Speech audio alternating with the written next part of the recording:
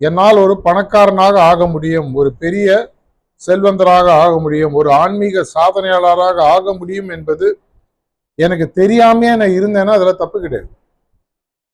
ஆனா ஒருத்தர் எப்படி ஒரு ஜாம்பவான் அனுமாரை வந்து உன்னால குதிக்க முடியும், உனக்கு அந்த சக்தி இருக்கு, நீ பிறந்த போதே சூரியனை நோக்கி நீ குதிச்சவன் அப்படின்றத புரிய வச்சு லங்கைக்கு குதிக்க வைக்கிறார். அதுக்கு அப்புறமா அவர் குதிக்க மாட்டேன்னு சொன்னார்னா அது அனுமாரோட தப்பு. ஆனா அன்னி வரைக்கும் அவருக்கு தெரியாது, தனக்குள் அவ்வளவு பெரிய சக்தி இருக்குன்றது அனுமாருக்கு தெரியாது. நம்ம எல்லாருமே கிட்டத்தட்ட அதை போன்ற ஒரு வாழ்க்கையை வாழ்ந்து கொண்டிருக்கிறோம். அந்த ஒன்றே செய்கின்றத நம்மளுடைய குருநாதர் தாஜி என்ன சொல்றாருன்னா, இருப்பதற்குள் உயரிய குறிக்கோளை வைத்துக்கொள். அந்த உயரிய குறிக்கோளை நோக்கி நீ செல்லும் பொழுது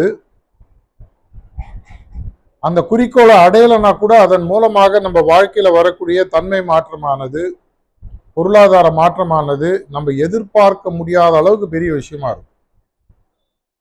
பாரதியார் அடிக்கடி சொல்லக்கூடிய புதிய ஆத்திச்சூடியில் எனக்கு பிடித்த ஒரு வாக்கியம், பெரிதினும் பெரிது கேள்வி.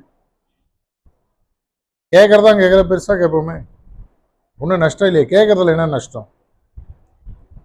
நம்மளுடைய ஆன்மீக பாதையை எடுத்துக்கங்க. 13வது புள்ளி, அனைவருக்கும் கொடுப்பதற்கு நான் தயாராக இருக்கேன் அப்படின்னு சொல்லி போன வருஷம் ஒரு இடத்துல ஒரு டாக்ல தாஜி சொல்றாரு, இருப்பதற்குள் உயரிய ஆன்மீக பொக்கிஷத்தை என்னால் 7 மாதத்தில், என்னால் அவர் சொல்லல, என்னுடைய குருநாதரால் 7 மாதத்தில் கொடுக்க முடியும், அதற்கு நீ தயாரான்னு கேட்க. உங்களுக்கு இது புரியணும்னு சொன்னா, இந்த 7 மாதத்தில் எந்த குறிக்கோளை அவர் சொல்கிறார் என்றால், எந்த ஒரு குறிக்கோளை நீங்கள் சுயமாக அடைவதற்கு 1.5 to 2 கோடி வருஷங்கள் ஆகுமோ யோசிச்சு பாருங்க. இங்க யாராவது ஒரு 150-200 வருஷம் வாழாதவங்க இருக்கீங்களா? யாராவது 150 வருஷம், எனக்கு 200 வயசுங்க, யாரும் இருக்க முடியாது.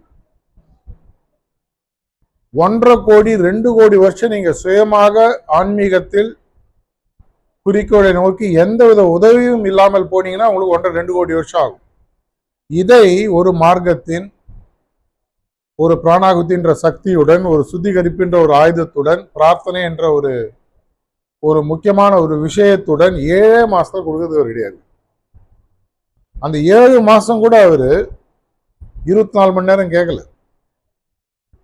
அது கொடுத்தா கூட நான் ரெடி, 7 மாசம் 24 hours ஒன்றும் கிடையாது, எனக்காக ஒதுக்கிறதுக்கு ரெடி. ஏன்னா நம்ம நிறைய பேருக்கு அந்த 13வது புள்ளி என்னன்றது பேப்பர்ல கூட படிச்சது. எவ்வளவு பேருக்கு அந்த 13வது புள்ளியினுடைய தன்மை தெரியும்? தெரியலன்னா ஸ்பிரிச்சுவல் அனாட்டமின்ற புக் எடுத்து படிங்க, தமிழாக்கம் நடந்துட்டு இருக்கு, சீக்கிரம் வரும்.